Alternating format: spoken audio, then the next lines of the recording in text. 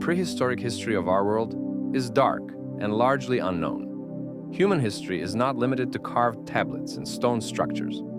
Some traces have been buried in the depths of the oceans, reaching us through legends. One such legend tells of a great civilization that is said to have existed in the Pacific Ocean and vanished in a single night: the lost continent of Mu. In the late 19th century, Augustus Le Plongeon, a researcher of the Maya civilization, claimed that the Mayan inscriptions mentioned a place called Mu. He believed these texts held the traces of a great continent that once existed in the Pacific. But it was British researcher James Churchward who truly brought the legend of Mu to the world's attention.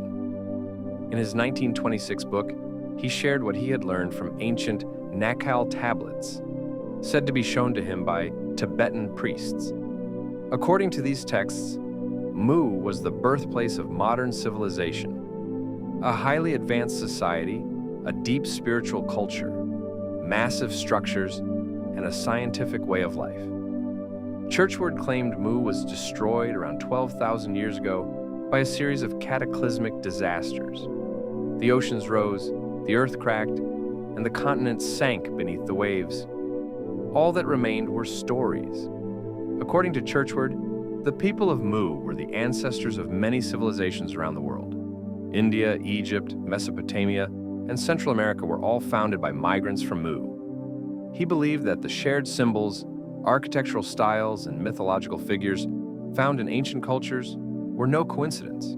They all came from the same origin: Mu. The people of Mu were said to possess advanced technology, written language, and sources of energy.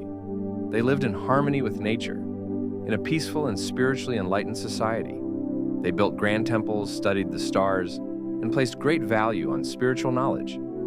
After the destruction of Mu, a few surviving priests and sages spread this wisdom to the rest of the world. However, these claims have faced heavy criticism from the scientific community.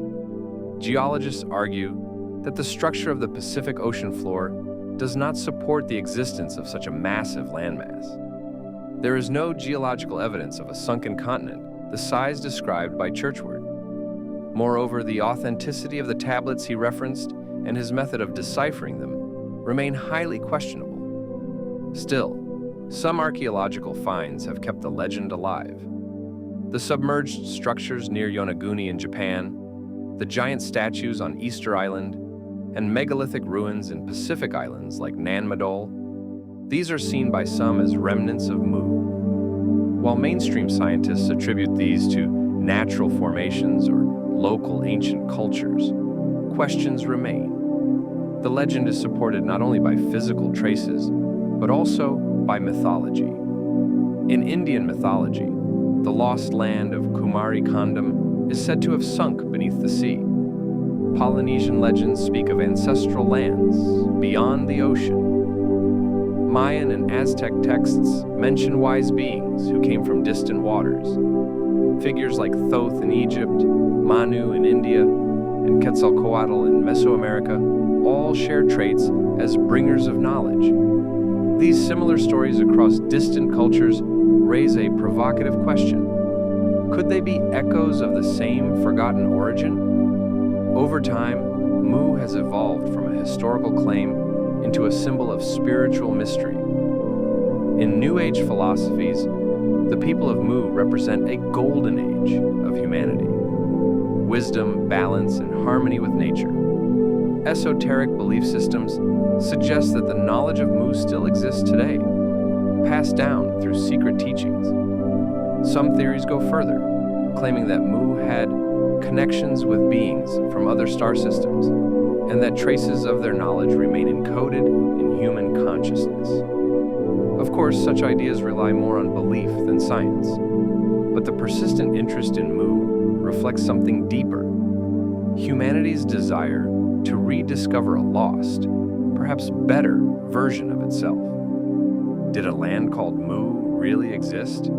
The answer may lie in the deepest parts of the ocean, or perhaps in the depths of our own collective memory. Maybe Mu was never a real place, but a symbol of an ideal society, a lost paradise, an age of harmony, a dream of balance between spirit and science. Whether real or imagined, the idea of Mu challenges us to question what we know about our past and what we might have forgotten. The lost continent of Mu remains a mystery. But like all great mysteries, it is worth exploring, because history is shaped not only by what is written, but by what is remembered.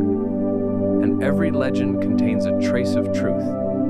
Maybe Mu was the name of a beginning that we've all